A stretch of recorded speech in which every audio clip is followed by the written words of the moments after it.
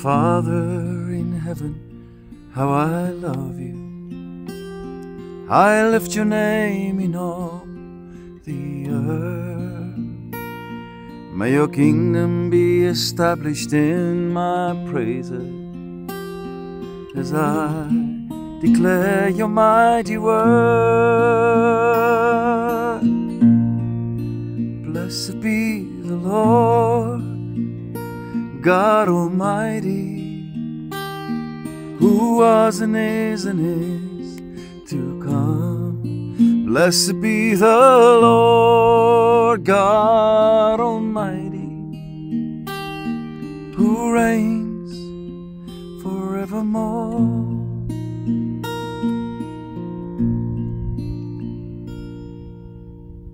Goeiemôre en welkom by ons reis deur die boek van Matteus. Ons is vanmôre by Matteus 9:14.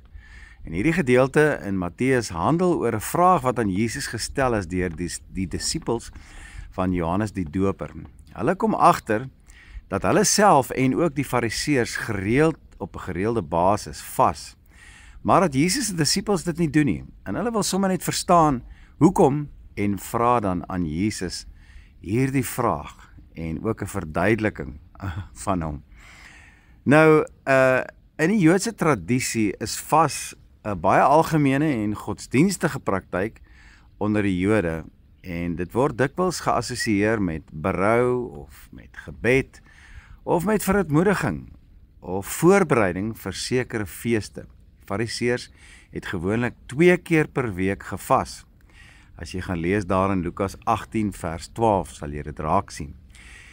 Johannes die Doper se disippels het ook gevas as deel van hulle bekering en ook as deel van hulle voorbereiding vir die komende Messias wat sou kom. Wat Jesus later in vers 15 sê, is 'n mooi verduideliking aan hulle. Toe sê Jesus vir hulle, kan die bruilofsgaste treur terwyl die bruidegom by hulle is. Maar daar sal dae kom wanneer die bruidegom van hulle weggeneem word en dan sal hulle ook vas.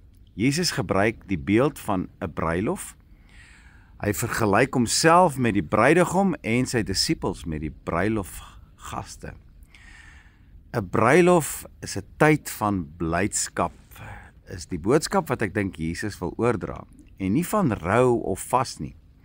Solank Jesus die bruidegom dan fisies by hulle is dit 'n tyd van vreugde.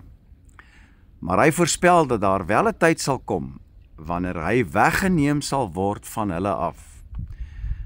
Dit wil sê sy dood, sy opstanding en uiteindelik dan ook sy hemelvaart.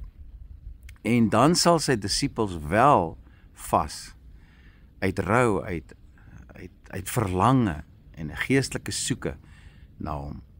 Nou die boodskap van vandag wil Jesus ons leer dat vas nie 'n tegniese of 'n meganiese verpligting uit ritueel moet wees nie, maar eerder iets wat deur die Heilige Gees in ons harte geïnspireer moet word en die meeste van die tyd in lyn moet wees met die geestelike seisoen waardeur ek en jy soms gaan en waarin ons dalk is, die plek of belewenis van ons verhouding met die Here op daai gegeewe tyd. Sy teenwoordigheid by die disippels bring vreugde.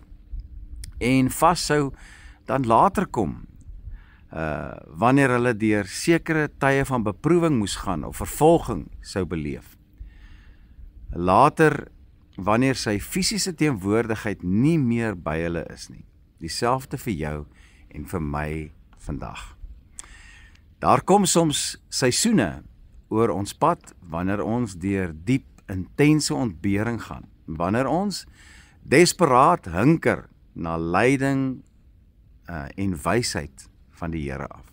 Soms gaan ons deur erge vervolging of selfs deur siekte, wanneer die Heilige Gees ons dan in ons harte inspireer om ergens af te sonder en te gaan vas en so die aangesig van die Here op te soek. Soms wil ons deur 'n reinigingstydperk gaan, soos wat Moses gedoen het, en selfs Jesus. En dat ons dan in ons reistog deur heiligmaking soms beleef dat die Heilige Gees ons leiding gee om te vas. Wanneer ons egter deur die vreugdevolle tye en seisoene gaan, waar ons kan baai in die belewenis van sy omhelsing en sy liefde, wil ons onsself 'n tyd van vreugde verruim, om opgeruim te wees en Jesus net te beleef in ons harte.